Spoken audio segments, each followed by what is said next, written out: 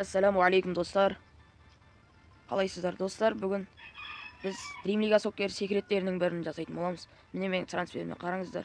Трансферден өзгешелік байқасаңыздар комментарийға жазыңыздар достар. Және де осы біз трансферде тұрған ойыншы тәріздес басқа ойыншыларды да қалай жасауды көрсететін боламыз. Онда алдағы уақытта бізбен бірге болыңыздар достар.